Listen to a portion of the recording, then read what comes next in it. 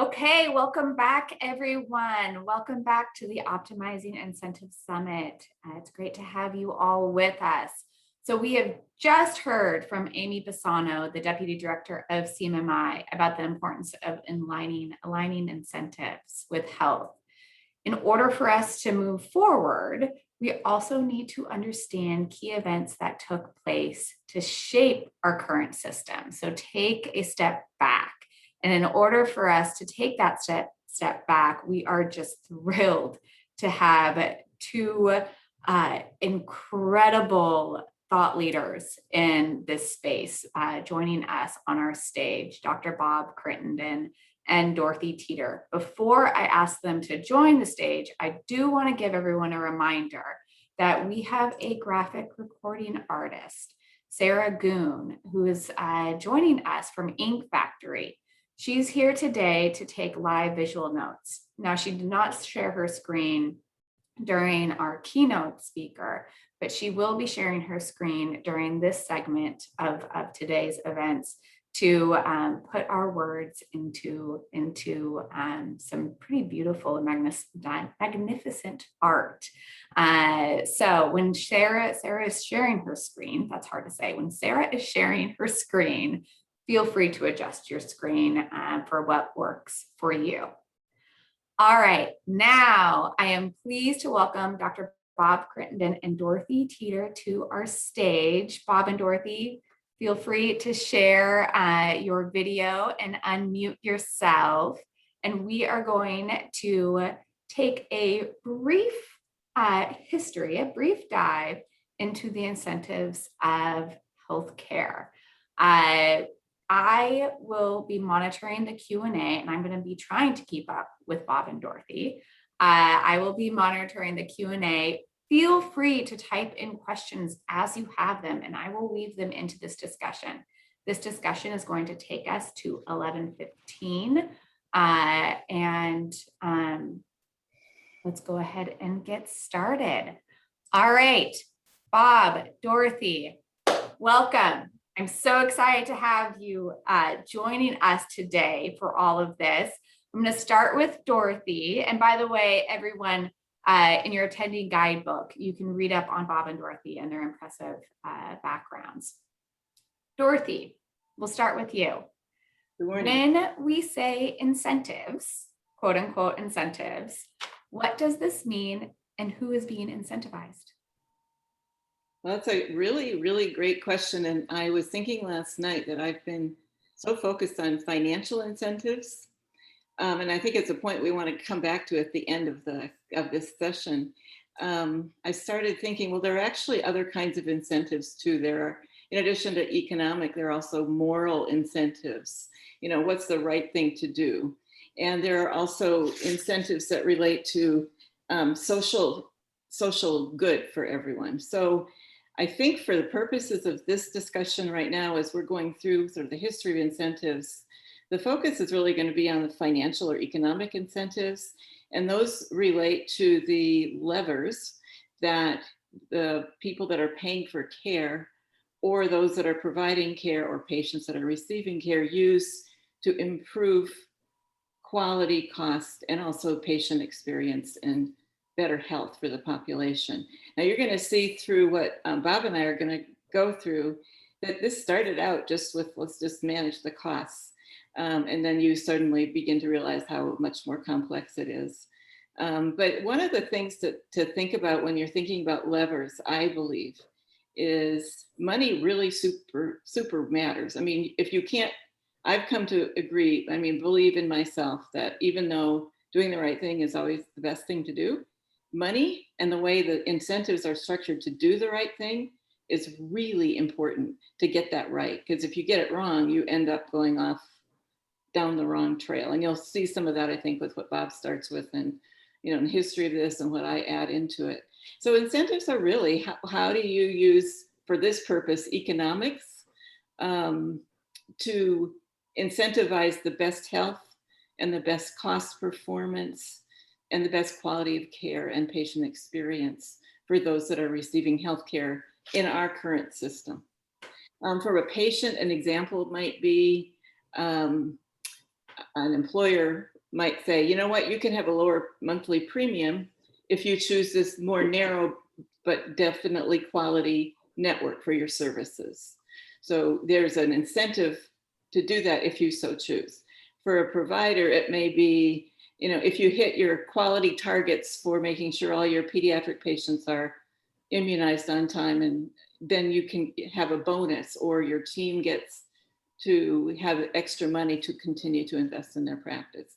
So there are different kinds of incentives, and the thing that needs to align those is what is it that's getting paid for, and how do we want to improve it, so that when you come up with bonuses or patients' choice of choosing a way to either get their benefits or take care of themselves with their health plan, that it all makes sense together.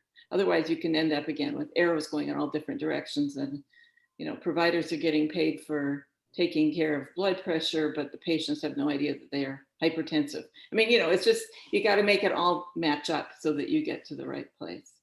So I think those are kind of some key concepts to get us started with the incentives. But at the end of the day, it's, to me, we need to come back to, it's a double bottom line. It's health plus the performance of quality and cost. And so whatever those incentives are that need to get aligned, if we keep that in mind, I think our providers will be much more happy with the way that the environment within which they work. So that'll get us started, maybe. Yeah. Bob, Well, any thoughts to add on incentives? yeah, absolutely. You always wonder why our incentives system is structured the way it is right now. And it's really embedded a lot in the past. We had a pretty, I think when you look back historically, it's really back to about when Kaiser was trying to give benefits to shipyard workers during World War II. We started having tax breaks for employer-based insurance. And that's where we got the start on employer-based insurance. And over the course of the next about 20 years, we developed kind of a model, which was kind of a Blue Cross model, if you want to call it that. They were the major insurer at the time. And when Medicare came in, because of the speed at which they adopted it, they just said, we'll adopt Blue Cross's incentive or a structure for payment and everything else, and as well as benefits. And so almost overnight, they actually implemented it in about 6 to 8 months from passage until implementation. But to do that, they just adopted what was current. And actually that had been based on kind of the, I'll say the insurance model for employer-based insurance up to that time. The problem with that is that you look at traditional Medicare, besides a few puts and takes about more benefits and a few other things and how much in subsidy and stuff, it really is still that same Medicare plan from 1966, really. And so a lot of our incentive system, and the reason we have a fee-for-service system, is all based on that particular adoption. So, we have a crazy system where we have these desires to change it. And there's been a lot of discussion and work done, as you can tell with the CMMI work, on trying to move to value-based payments or other sorts of incentives and line things. But it's all structured on the backbone of a fee-for-service system that comes out of the 50s and 60s. And that is a huge problem for us as we move forward. And employers and I'll say patients, or the public, expect the kind of the freedom of a fee-for-service system, the ability to move from provider to provider, to have somebody pay their bill, and not being in any kind of a structured environment. So those are still values people have, and they value choice very much. And so a lot of the work we're doing is trying to figure out how do you align those incentives that actually make sense and focus on something different than the Blue Cross of the past. Like the Blue Cross of the past, the whole incentive was to pay for services, medical services. And we know now that, social determinants make a huge difference. How do we pay for those? Those are entirely different. They're community-based, a lot of them. And so I think we have really a huge misalignment between health on one side and the payment system on the other. you talk about Kaiser and the shipbuilding. I've also heard World War II.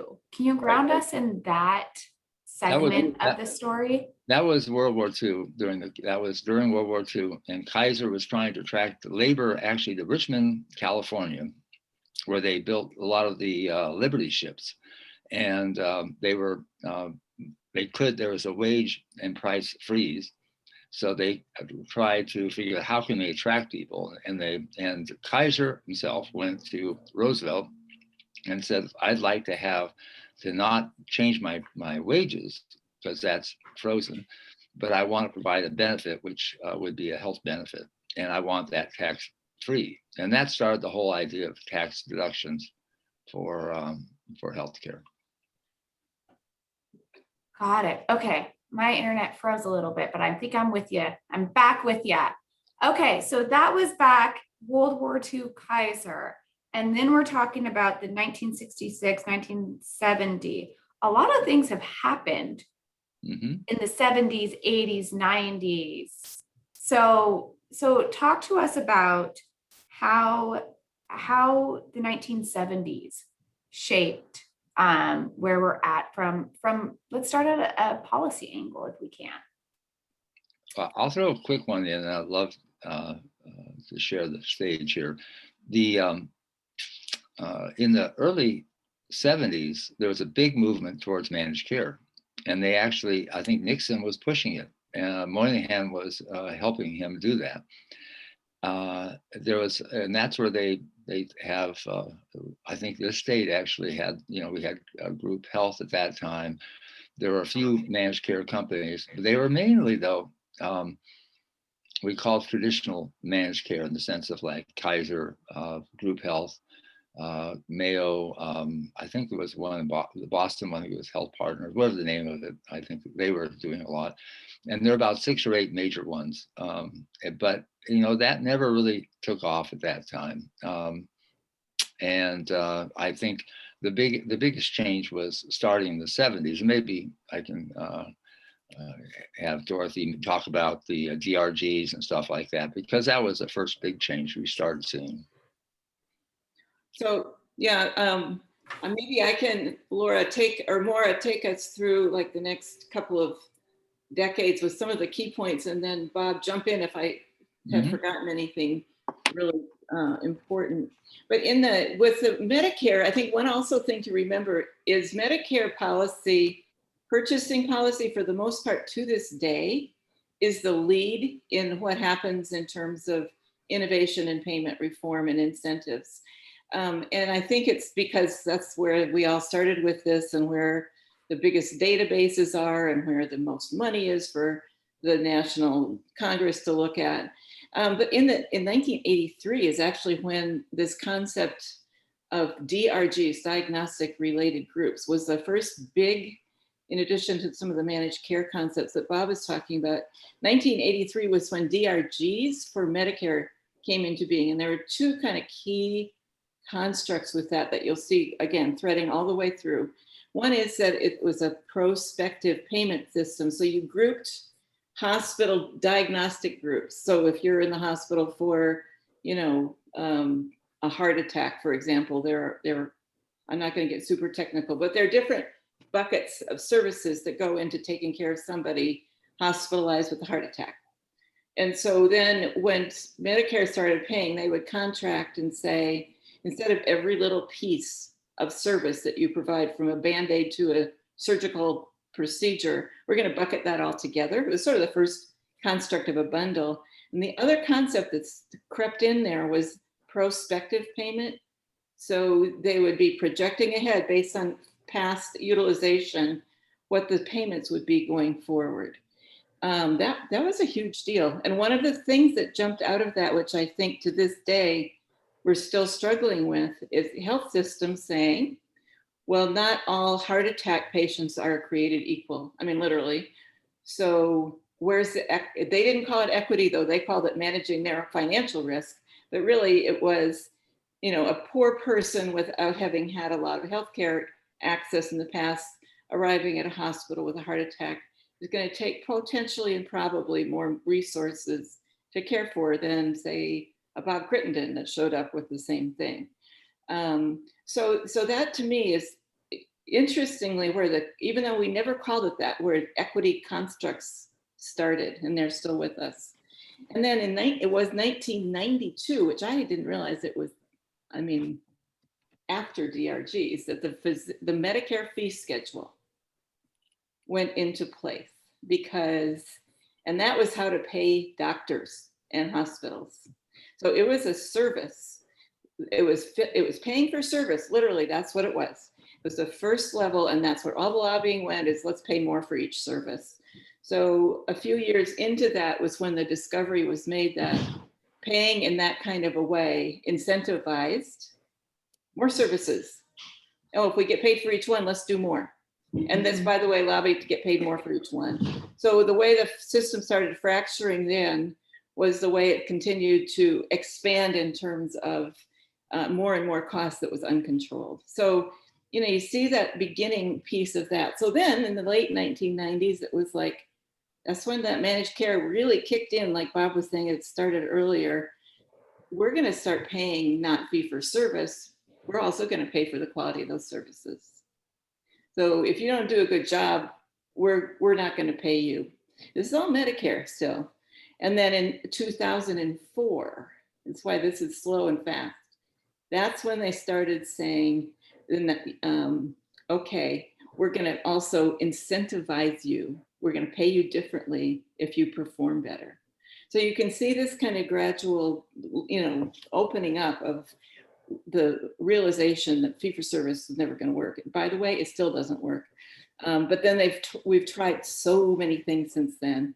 The ACA in 2010, huge watershed moment, when the realization came that you actually had to figure out how to pay for structural changes in the healthcare system, like let's do ACOs, accountable care organizations, where a whole integrated system is accountable for something. Or let's do bundled payments. So we have an organization that's got to work together to pay in one sum for, say, a hip replacement.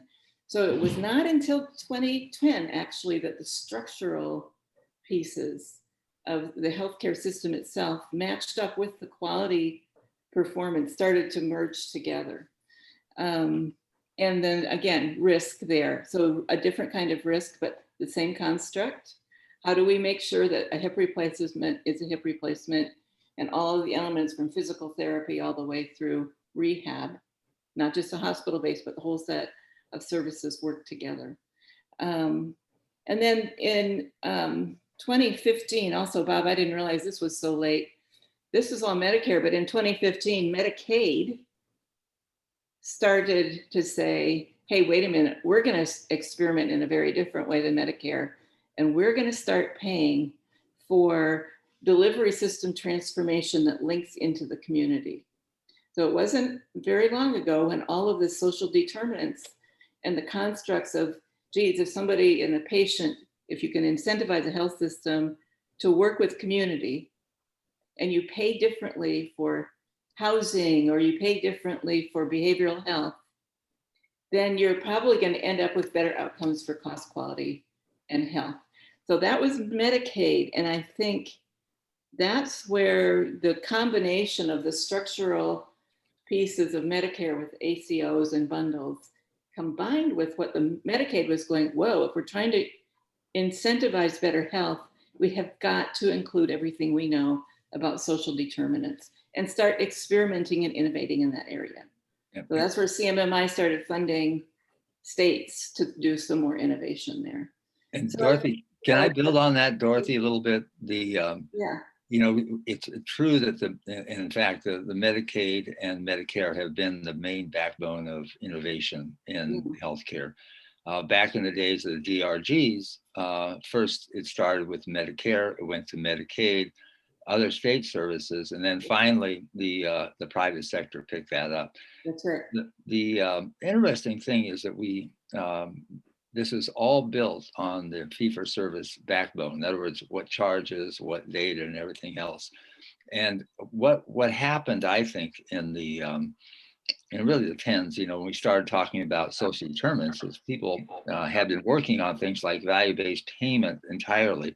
And a lot of what CMMI is doing now is value-based payment. In other words, trying to pay more for necessary services and less for the ones that don't work as well, and give incentives and stuff like that. Is that when you start, while that's very good, first, the private sector has toyed with it. I don't think they've really endorsed it entirely. And I know in our community here in Washington, they haven't. The employers have not demanded it. Most of the companies sell fee-for-service based systems. It's really not really taken off as well as we had hoped it to.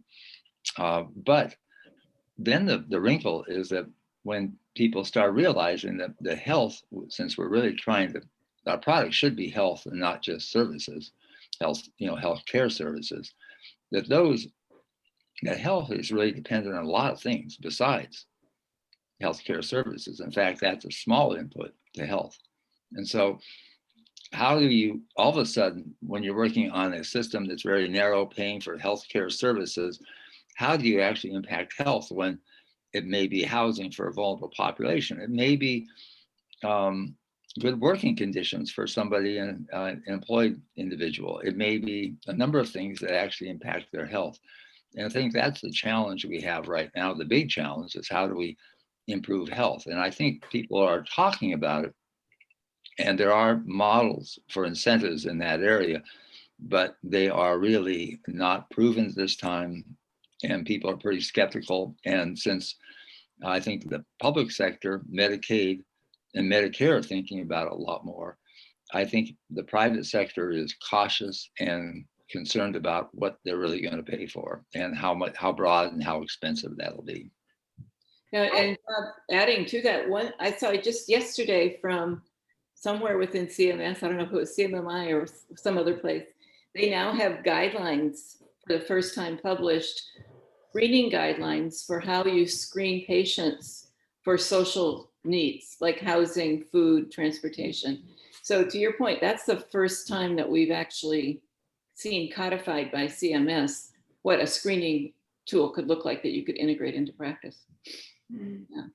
Throughout the history, the question, and I actually, this is the first time I'm thinking about it in terms of this discussion, but the public health versus healthcare system, has there been a discussion in, I think Bobby called them the 10s, or like the 70s, 80s, 90s, have there been discussions about the public health systems and the interaction and where, I don't want to call it swim lanes almost. Mm-hmm. Who picks up what and where? But that actually is a really good question, because in the early 90s, I guess it was, the Institute of Medicine, now the National Academy of Medicine, came out with a report on public health and laid out how it should work. Our state actually created our health department in 1989, 90, around there. We had a bunch of services and different agencies. We brought them all together at that time. And the idea at that time was that they were going to be kind of the quality, more of a center of the healthcare system, having to do with healthcare and public health, the public's health and the health more generally. I think that quickly got limited. The public health focused on only, I'll say, departments of public health and traditional public health things. And they had a lot of powers in that bill, but they didn't really exercise them at that time. And what happened is they continued those public health activities separated along with healthcare services. And they were really, and there was a lot of effort to say, well, shouldn't we just fund public health? And I remember one time we had an exercise where we had a legislative committee and a bigger group that I was on, and we said, yeah, we should get 50 million more in public health. By the time we got to the legislature, it was about 5 or 10 million, and it was really limited. And there was now was about as close as they came. Interesting is the COVID has been probably, and the equity issues have really, in the last 2 years, have done more for public health and getting people to understand the social determinants than anything in the past. I mean, it was a failed effort to get those two organizations, the segments, working together, and people really realizing, and legislatures as well as the public, to understand that that was essential to good health. But now I think people are starting to understand it, that how you affect people in the broader community areas has a lot to do with what's going to happen to their own personal health. And so we'll see what happens with this. There's a lot of discussion about what we can do at this point. There's a lot of activity, but we still haven't melded those two together very tightly yet. Yeah, and I would 100% agree with that, and add one thing, which is the interoperability requirements that you see between, say, health plans and delivery systems. They need to include public health, because the data that tracks all the way across, so you don't have somebody going, where do I, who's been immunized, who hasn't, the linkages between all the health systems not being in place, who in a community is at risk for hypertension. You don't have the linkages between all of the health systems, counting public health, healthcare, et cetera. And I would add behavioral health. They're not linked together properly. And so the investments that you see that are really heartening, I think, right now at both the federal and the state level, is to invest in information systems that will help people track across all of that. And the other thing is, whose role is it to do what? That is not clear. As Bob said, it is simply not clear. Whose role is it to do care management for a complex patient if most of their needs are in the community? It's a good question. Whose role is it to monitor screening rates for immunizations? I mean, they all have to get nailed down in a different way, and so that you can make the investments that are now being made really pay off in the future. Going on to those roles, Bob, you started the history with an employer, with the private sector. And then we went into Medicare and a little bit into Medicaid and the policy. And I've heard time and time again that it's Medicare is leading the way or paving the way. When we think about the history, starting from the Kaiser shipbuilding era, where have we been from a private sector, let's just say outside of government? Are there key elements to what's happened outside of government? And maybe the answer is no, but are there key elements to what's been happening outside of the government that we should dive into? There are a few things that the private sector has been focused on. I'll say, let me talk about some limits first. Even in about 2010, I did a lot of work with the Pacific Business Group on health around prevention and community-based issues. We were looking actually at value-based payment with them. But what basically the businesses were very clear about is that they wanted to help their employees be healthy, and really the limits of their activity was really the fences of their firm. In other words, they would do things that they could do at work, but they did not want to get engaged in the community. And that was really adamant. And this is about, I think it was 2009 or 2010, around there, that we were having this discussion. Yes. Wait, they didn't want to get involved in in community discussion. It was just targeted towards employees. Yes, their own employees, and really it worked. And so you saw employee, health, wellness programs. You saw a bunch of stuff like that, but everything was really at work. Maybe at a facility, but it's for their workers. And only at the most, some wellness activities of health and walking and, things that are personal. But they did not engage in things like housing, food, all the different deserts that are out there, all those different things, and also the stresses of life that really affect people as well. So I think that is a kind of to me, it was really a wake up call that they are very limited all the way along this whole time during, from the 40s until that's the 2010. I think now, interesting, I think the issue of equity is actually changing employers' concepts, because they are feeling responsible that their employees have different outcomes. And those outcomes are oftentimes not based on just health care, but really on where they live, what kind of oftentimes their income, because that kind of predicts where they live. It oftentimes includes, what kind of stressors they've had in the past, as we talk about ACEs with kids and stuff. So there's a lot of stuff that they're worried about. I don't know, and their DEI, the issues of equity and inclusion and diversity are big in their minds right now. I think this may pass or it may continue, and that is unknown. But I think it's an opportunity for them. They're now thinking that, well, what responsibilities do we have, and how do we engage? And right now, I think they're still engaged in how they do that at the work site, but I think they're at least thinking about that at the present time. Dorothy, yeah. I think you have some really shining examples of the private sector, or I would actually call it the commercial insurance book of business, because a lot of what I've seen that's been really beautifully executed, the progress in the private sector has been with county and state purchasers who are engaged with commercial insurance, not Medicaid or Medicare, and they're contracting for ACOs and for accountable care organization programs, where you've got organizations working together to achieve the triple aim. I agree with Bob. I don't think it's gone into the community. It's still focused on how can we do better for our employees, whether it's their mental health, their ability to manage their own health, the employer's ability to work with health plans to get the best top-notch networks of care.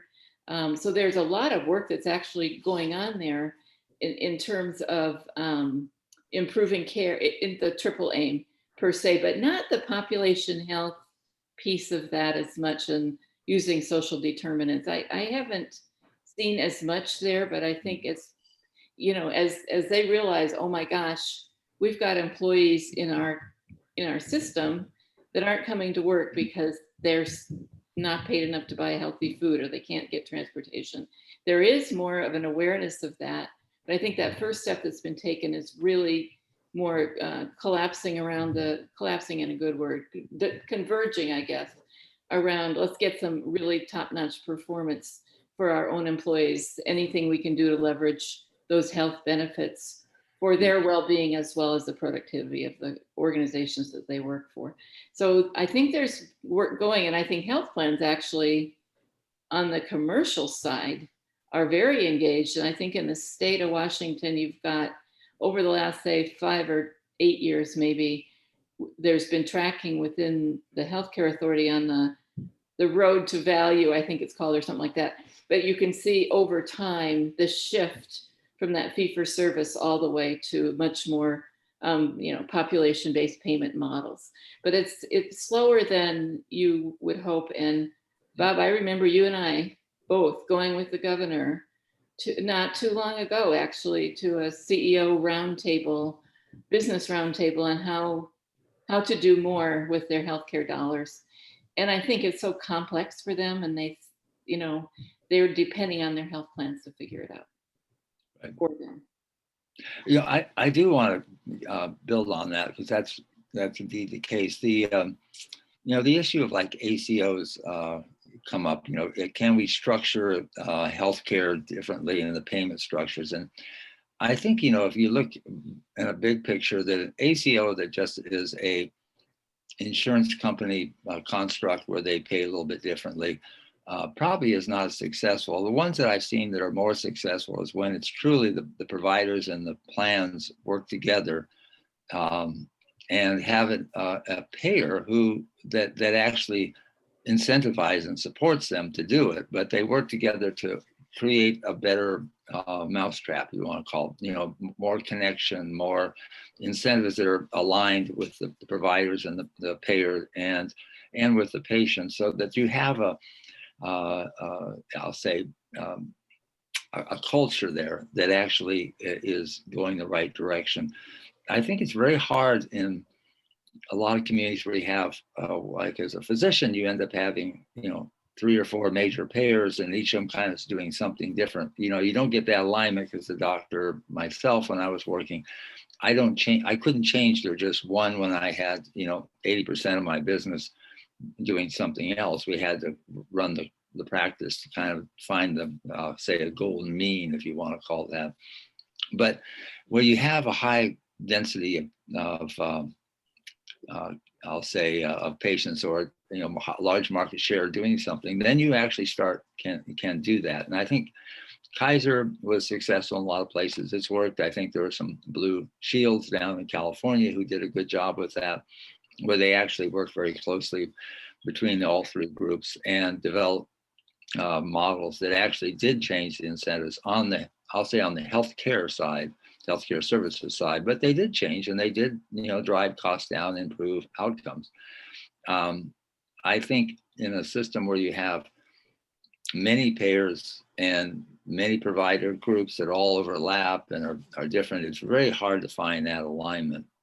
You have to have enough of a market share, and you have to have everybody asking you to do the same thing. Like I've always felt, if the insurers would just kind of talk about what, get together and say, this is where we want to go, and kind of agree to a general, focus, that you could change. A lot of doctors would be happy to change to, as long as that, supported the services that they were being asked to do. In other words, the financing was aligned with the goal.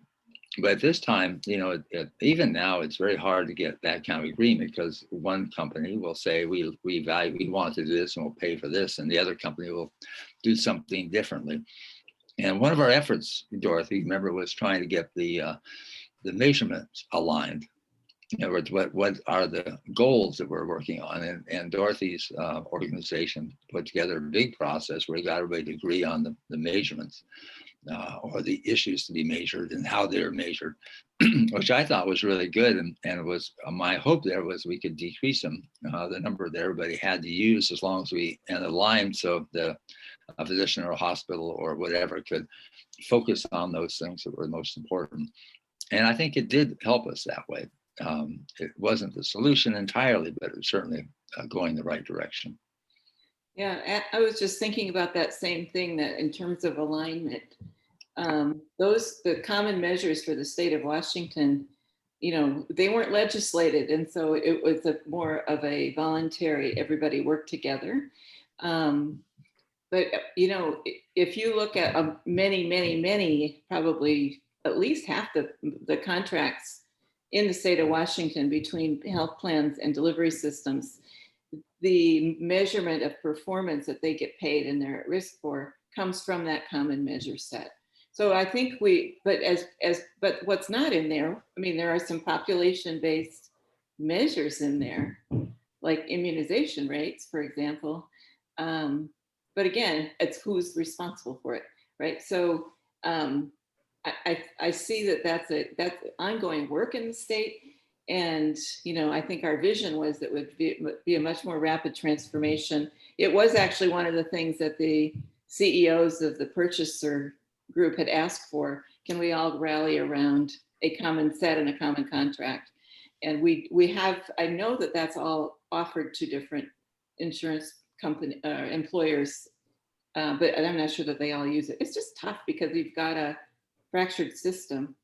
I would say culturally, though, in our state, the alignment, which I'm a sociologist by background, way back. And one of the most important things you can do around incentives to me is the acceptance that it's important to all kind of row in the same boat and in the same direction. And I do believe in our state that there's much more forward momentum to think about quality patient experience and health in an integrated way than there is in many other parts of the state. I mean, parts of the country. So this alignment it's contractual, it's business, it's money, it's also social contract. And that's where I see, I'm really interested in what Bob was just saying, because I think the equity issues of the last couple of years have sort of reawoken not just the payment incentives, but the social contract that we have with each other to ensure that everybody gets the same level of care, regardless of their circumstances. So I think it's moving, but it's, it takes a long time to get that all moved together. And, but I actually think that the private sector is working, and the health plans, the non and Medicaid health plans are working very hard to move forward with that. The other thing that I see is that progress is the rapid move from the fee-for-service Medicare program. I mean, people can choose what they want, to the Medicare Advantage program, which is much more of a population-based payment model, where you can pay for home care, get paid for home care and other things. So you see it just kind of fits and starts, and you sort of have to look backwards to see how it's all sort of even feels so frustrating. It starts to come together, but it's almost 5 or 10 year increment. Okay, so let's do one more look backward, and then I'm going to go on to a bunch of the questions that have come in. And this is a loaded question I'm going to throw at you both. The first question is well, the questions together are, have these attempts been successful? And I think we know what the answer is based off of some of the comments, is how have these attempts been successful in creating a low cost, high quality system? And thinking back along what's happened in the past, what's the barrier if they haven't been successful? What is the thing that we're sitting here in year 2021, and if only something happened back in 1957, we would have been at a different place? Maybe there might be multiple, but let's zero in on one, because we have just over 15 minutes left in this segment. Let's go to Bob first, because Dorothy just ended. Yeah, I think, the one thing that if you look at different communities, and I did a study one time in Minnesota, of all things, and the employers in Minnesota aligned and demanded of their Blue Cross and other insurers that they have certain approaches. And they developed in the plan said, yes, we'll do it. And they did it, and they end up having better health outcomes. And that has persisted. They've had, inroads where people have tried to compete against that and come in from different directions. But basically, a lot of that is still in place in the kind of around Minneapolis and a little bit to the west of it. But and that was a good example in the sense that they actually, got together as employers and, wanted to change and got to change and had it persist. Unfortunately, we don't always have employers aligned enough to do that. And we don't have those kinds of associations. So yes, that attempt was successful, but it doesn't spread. There are local factors and how employers work together and their competition versus coordination and cooperation. A lot of it has to do with other things. When they work together on other things well, they oftentimes will work on healthcare well. And so, yes, I think we had an opportunity this is back years ago. I think I did those studies in the mid 90s, and they've been ongoing for a couple of years at that time. So I think, there are attempts, and I think the bad thing though is sometimes people make attempts at doing something. And I think the managed care attempts in the mid 90s by a lot of places around the country didn't work. And they didn't work because everybody said, well, got to move into managed care. And there was this big flurry, everybody's going to do it. And they're all worried about Hillary care. And so they actually started doing it. But the places like the group health, Kaiser's, Mayo, all did a good job. And they were just expanding and doing fine. But a lot of the, say, the fee for service kind of insurers just tried to put some utilization review over the top, kind of like peanut butter on the bread. And it didn't really stick. They didn't do a very good job. You know, it got a very bad rap for being a terrible thing, this managed care, because it was, they had gatekeepers and all this stuff. And it was, you know, kind of the rap on it was really bad altogether. And managed care got kind of tarnished over that whole thing. So I think there are good attempts and there are very not very good attempts. And I think the ones that work when there's really alignment, and they don't work when there's not alignment. Alignment meaning everybody has a goal of getting somewhere and they all work together cooperatively. And you have to have the payers, the employers and the public sector kind of aligned as well. And I think we've done a pretty good job on the public sector side. I think our employers would like them to align, but they also are very concerned about not providing, about making their employees unhappy, I think is what I've heard more than anything else. In other words, if we require people to do anything, that they will be unhappy about it. And we're not going to put our effort into doing a lot of things. I think some of the big companies have. I think Boeing has done a good job, and some other big companies, but most are mid-sized companies, and which means 500 employees or so. I mean, these aren't small enterprise, but they don't have time to develop whole programs. And so they really haven't, you know, taken that. And so they've really bought it off the shelf. And what they've bought mainly is fee for service, occasionally being offered things that are more, I'll say more focused on incentives, but oftentimes they are hesitant to use them.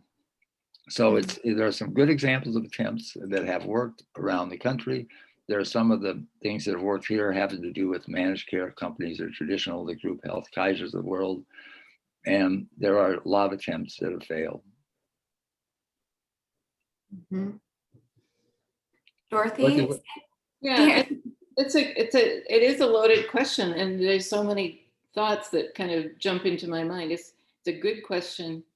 You do see some absolutely beautiful, sustainable examples of when you've aligned the clinical care delivery with money, with providers, with the patient populations.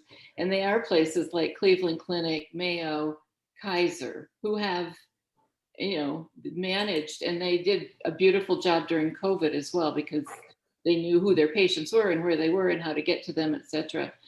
To me, that a lot of the barriers have to do with, a couple different things. One is it still takes up to 15 years, that's not an exaggeration, for a new clinical discovery, a clinical guideline to go from the research into the translation into this works, and all the way out to every single frontline provider in the country, for example.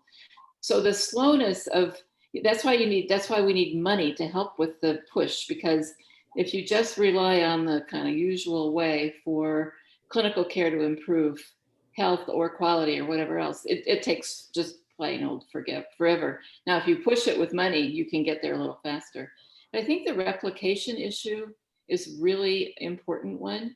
If you don't have a common platform where everybody's getting paid the same way, and that everybody's got the same information systems, and everybody's got the same clinical guidelines, everybody got the same clinical measures, you don't have that replicable, you don't have the platform that you can then replicate over time. So the speed with which the transformation happens is much slower, unless you have a pandemic, in which case you see telehealth speeding like, you know, speed of light practically, to be at the front end of, you know, innovation and everything that goes with it, payment reform and, you know, the whole thing. But that was a, you know, once every century kind of phenomenon. So you can see that you can do it, but it takes more than money and intentionality. It takes like something horrible that's happened to everybody all at once, and you just simply have to respond. I continue to feel extremely hopeful though, because I think the replication issue is going to become less of a huge issue once we get more information systems that everybody can share. So, for example, the Pfizer problem with the blood clots, the reason they had to do it, they did with announcing that we were going to hold on that, was before they could get communication to all providers, was because they didn't have a way to communicate with all providers. So if you just think about these little teeny tiny examples and what we're working with, the hope I have is that we're building this infrastructure that's going to be able to innovate and transform much more quickly. But right now, replication is a super big problem. I don't feel that it's intentionality anymore, or people trying to protect their bottom line, or not wanting to do the right thing. I don't feel that used to be part of what I believed was the problem, but I feel like now it's more structural, and we need to make it easier to do the right thing by the investments we make. Dorothy, picking up on that structural comment, one of the questions, and by the way, everyone listening in, please use the Q&A tab at the bottom of your screen to enter in questions. We've got some great questions coming in. Picking up on the structural comment, Dorothy, what incentives exist today for this question is specifically for today's employers to share their data with all payer claims databases to inform downstream policy and payment models. And I wonder if we also want to include not just maybe employers, but payers and so on. Are there incentives to share? Yeah, right. And so if your question is, should you mandate? I mean, okay, I'll put it out there. I think the incentives right now, and lots of people do contribute their data to the all payer claims databases. Because they get something back. They can see their population compared to others in the state. It costs a little money to put that data in, so you have to make sure that the value is there.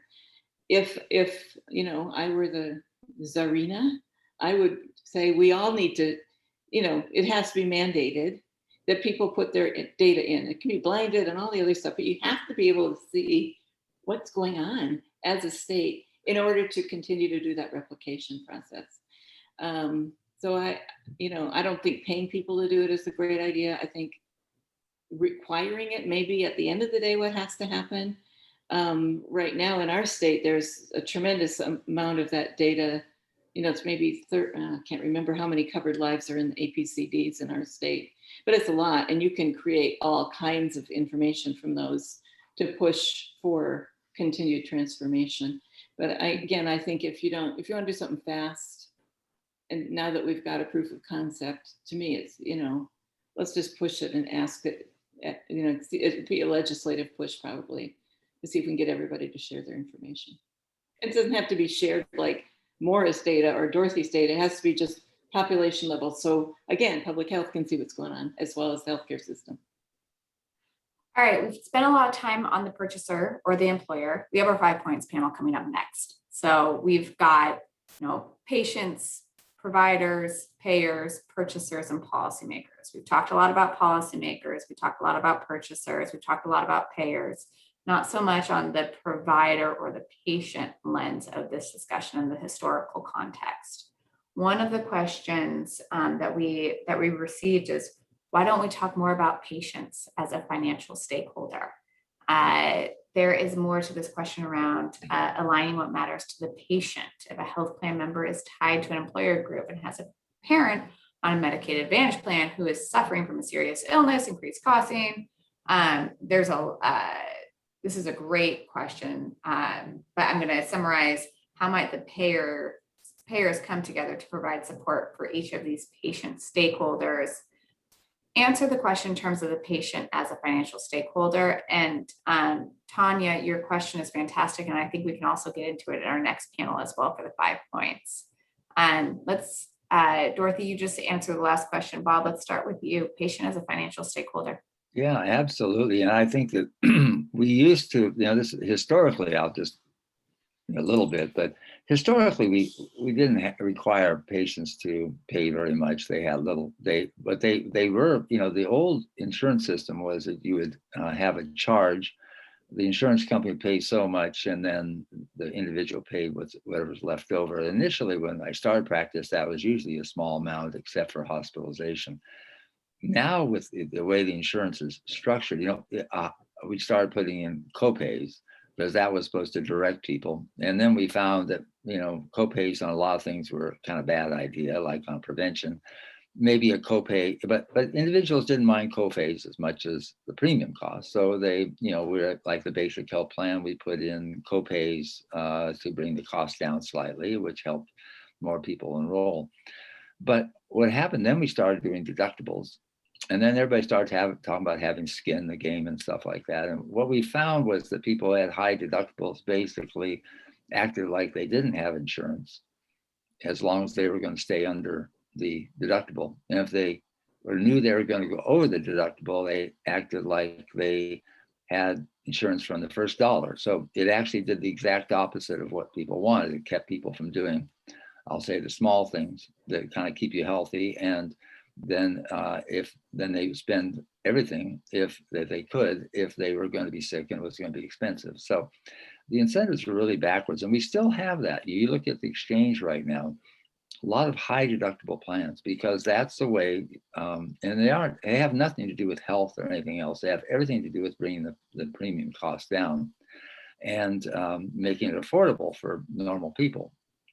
And normal, I mean, like half of the people in the country. It is a very expensive thing to have healthcare. And if you have to pay for it all, it is a really expensive thing. And most of us have it subsidized. We have it through Medicare, we have it through Medicaid, we have it through our employer. And so we get a cheaper deal.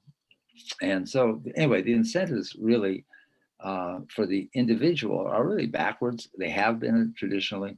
And the question is, what are positive ones? What are ones that make a difference for individuals? And I think the first good one that came along with the ACA was the prevention services, and were actually fully covered, which actually is a positive incentive to get prevention and some primary care services. And that was a good idea. The question is, should you have payments?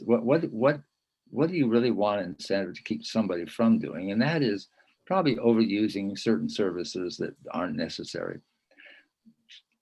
But first of all, they're very hard to figure out what those are, because what could be unnecessary for one person may be necessary for another person. For instance, coming to see the doctor for a cold is a pretty worthless thing for most people. But if you have pneumonia, or have a problem with the underlying problem of, say,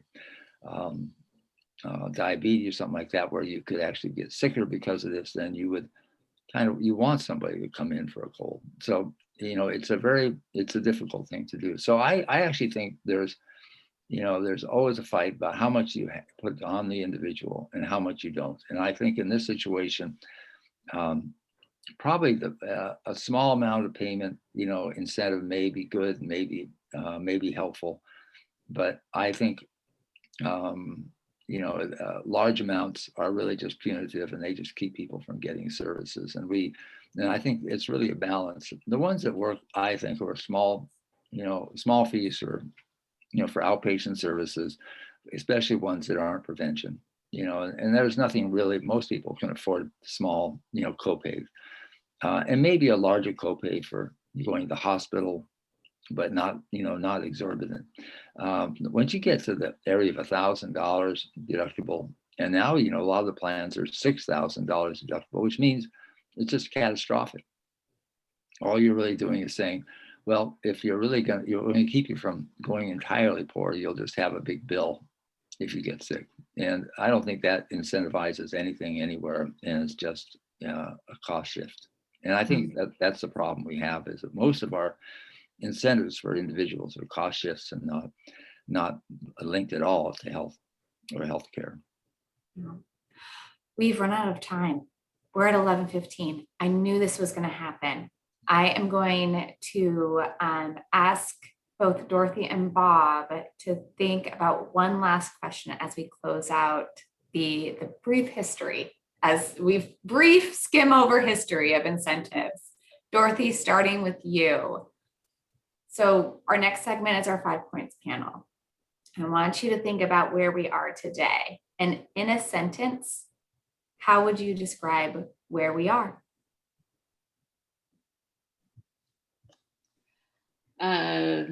We're not in a ditch. How about that? I think we're on the road. We're on the road to putting all the pieces together for having incentives that both improve access to care, quality of care, cost performance, as well as health. We're on that road, and there's still a few mountains to climb to get to the other side. But I feel like we've got a lot of the cultural, this is more than one sentence. This is a run-on sentence. That we've got a lot of the cultural pieces more aligned than ever to make better use of the money that we have to improve everybody's health. Do we have enough gas? I think we're on our way to electric. Okay. And we have enough gas to get there. But we have a lot of sun. We're fine. Can I say something on that too, Maura? Yeah. I think we're at a junction, and I think we're sitting here at the crossroads, and to our right is a lot of social determinants. In front of us is some value-based payments and incentives lining. And on the left side, or the other side, we have the traditional fee for service. And everybody says, yeah, we should be taking these two, we should be doing more value-based, or something like that gives an incentives line. And we should make sure we include some of the social determinants in this in some way. And I think we're sitting at the crossroads looking at it. And I think now it's really clear what those different roads are. And I think it's really going to be a decision we have to make, whether we're going to go that way. And I want to make one comment about I'll say, we'll call it legislation, but community decisions. Anybody who steps off the wrong way on that road by themselves is probably doomed to failure, because the risk is so high and everybody else says, oh, that's not a right way to go. I'm not going to go with that. But if we as a community decide that this is where we want to go, then everybody will, it frees up those, everybody to take the step in the right direction. And that, and the data is a good example. One company giving up their data doesn't get you very far. And if that one company does it, nobody else does, then everybody knows who it is and they can't do it. But if everybody says, okay, we made a decision to do an all payer claims database, we have a law, everybody contributes, the risk to any one company is low, and you can make that decision. So I think what we have to do at this point at the junction is decide where we want to go and how we want to include it, and how we set up I'll say the cultural norm, either through legislation or something else that allows companies, both employers and providers, as well as, and consistent with what customers or the patients want as well. And I think the patients demand that that's what they want as well. And you will actually have an opportunity to move down the right roads in this situation. Bob, Dorothy, thank you so much for joining us. This has been a real pleasure. And as you can see, I've continued to drink more and more coffee throughout the segment. And every time I talk to you both, I learn so much more. Thank you. Thank you. All right, everyone, that wraps up our brief history of incentives. What we are going to be going on to next is our 5 points of healthcare panel discussion. So as we close out this portion of the event, refer back to your attendee guidebook, and please join us in 10 minutes at 11:30 in our 5 points of healthcare section. If you have any questions, we will be on the line for the next couple of minutes here. And also, if you have any questions, please reach out to my colleague, Nick Jackal, nick@cambiagrove.com. All right, see you all in 10 minutes at our next section. Thank you.